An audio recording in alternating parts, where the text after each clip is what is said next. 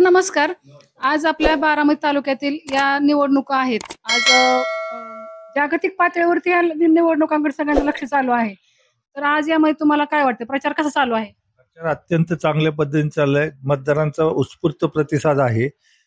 जेव्हा की बारामतीमध्ये जो विकास घडलेला आहे तो बारामती पॅटर्न म्हणून ओळखला जातो. मोदी साहेब सुद्धा त्याचे कौतुक करतात.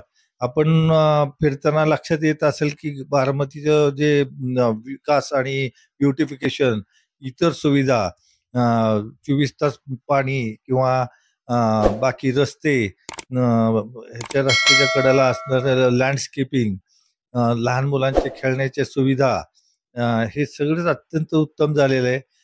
साठवण तलाव चार नवीन झालेले आहेत. पाणी मुबलक आहे. कुठलंही गाव म्हटलं की तिथं महत्वाच्या 3 गोष्टी असतात. एक पाणी, लाईट, रस्ता आणि एक चौथं स्वच्छता. स्वच्छता ही तुम्ही पाहिली असेल की किती बघण्यासारखं स्वच्छ शहर दिसतं. एक आयकॉनिक शहर बारामती हे आहे आणि ह्याचं भारताच्या अख्ख्या भारतात अशा पद्धतीचं शहर क्वचितच असतील, असं विकास बारामतीचा झालेला आहे. त्याच्याच बरोबर बाबूजी नाईक वाडा असेल, शिवसृष्टी असेल किंवा ह्याच्या सारखं केलेलं ते कनेरीच्या इथलं नाही तो गार्डन टाईप वॉटर पार्क होत आहे, अजून त्याचं काम चालू आहे. ते साठवण तलावाच्या कडेचं ब्युटिफिकेशन, हे अशा सगळ्या सुविधा, प्रशासकीय इमारत, मेडिकल कॉलेज, आता आयुर्वेदिक कॉलेज चालू होत आहे. त्याचबरोबर कॅन्सर हॉस्पिटलही होत आहे. म्हणजे एक शैक्षणिक हब बरोबर मेडिकल हब म्हणून सुद्धा बारामतीचं नाव आता मोठं होत चाललंय आणि बारामती त्या दृष्टिकोनातनं पण उदयाला येत आहे की आजूबाजूच्या पंचक्रोशीतल्या लोकांना सुविधा घ्यायच्या म्हणलं, मेडिकल ट्रीटमेंट्स, तर सगळ्या सुविधा बारामतीत होत आहेत. ह्या सगळ्या गोष्टी पाहता विकास हा फक्त अजितदादाच करू शकतात आणि त्यांच्या माध्यमातून बारामतीत झालेला विकास हीच आमच्या प्रचाराची चा बेस असेल आणि आहे. विकासावरच आम्ही मतं मागतोय. इतर कोणत्याही गोष्टी पेक्षा विकास हाच आमचा प्रचाराचा मुद्दा आहे. आणि असं खंबीर नेतृत्व दादांसारखं आपल्याला लाभलेलं आहे. तर ह्या निवडणुकीत जे आमचे उमेदवार निवडून येणार आहेत ते त्यांच्या मार्गदर्शनाखाली नगरपालिकेच्या जे काय कामकाज चालेल ते कामकाज चालवतील आणि त्या विकासासाठी ज्या होणारे ठराव वगैरे काय असतील ते आम्ही करू आणि अजूनही त्या विकासात हातभार खारीचा वाटा आम्ही उचलू, हे लोकांनाही लक्षात येत आहे. मतदारांचा उत्स्फूर्त प्रतिसाद आम्हाला आहे.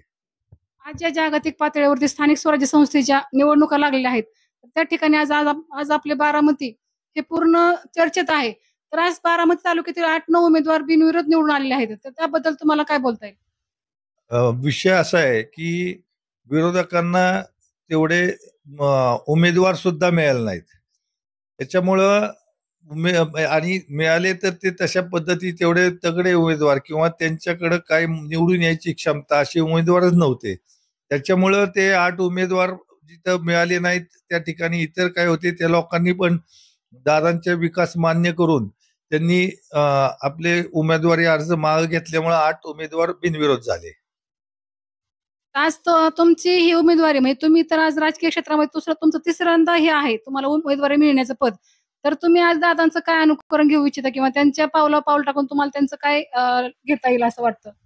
दादांची काम करण्याची तडफ, सकाळी 5:30-6 वाजल्यापासून रात्री किती उशिरापर्यंत ते काम करतात, एवढा स्टॅमिना त्यांच्याकडे आहे. तेवढं आवाका त्यांचा कामाबद्दलचा, तसेच त्यांचे जे कुठल्याही कामासंदर्भात काही नियोजन करायचं, कसे फंड्स आणायचे, हे नियोजन खूप वाखाणण्यासारखं आहे. तर आम्ही पण त्या पद्धतीने पुढच्या काळामध्ये आता इलेक्शन झाल्यानंतर स्वच्छता कशी राहील, दादांचं एक नेहमी असतं स्वच्छतेकडे खूप कल असतो.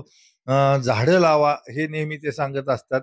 तर ह्या गोष्टी स्वच्छता, झाडं, लाईट, पाणी हे नागरिकांना, तसेच रस्ते हे नागरिकांना व्यवस्थित उपलब्ध होतील याची आम्ही काळजी घेऊ आणि ते दादांचं जे कामाचा आवाका बघून आम्ही पण त्या पद्धतीने तेवढा वेळ देण्याचा प्रयत्न करू.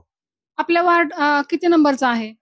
माझा प्रभाग हा 11 नंबरचा प्रभाग आहे. आपण आज जनसमुदायाला काय आवाहन करू इच्छिता? जनसमुदायाला मी एकच आवाहन करेन की आपण दादांच्या या विकास आणि दूरदृष्टीला साथ देऊन घड्याळापुढचं बटन दाबून तिन्ही उमेदवार घड्याळापुढचे म्हणजे नगराध्यक्ष पदाला सचिन सातव आणि इतर 2 उमेदवार नगरसेवक पदाचे प्रत्येक वार्डात त्यांना आपण साथ द्या. म्हणजे पुढच्या काळामध्ये अशाच पद्धतीने किंवा याच्या दुप्पट वेगाने विकास बारामतीचा होईल. गुलाल कोणाचा असेल? गुलाल राष्ट्रवादी घड्याळाचा असेल. ओके, धन्यवाद.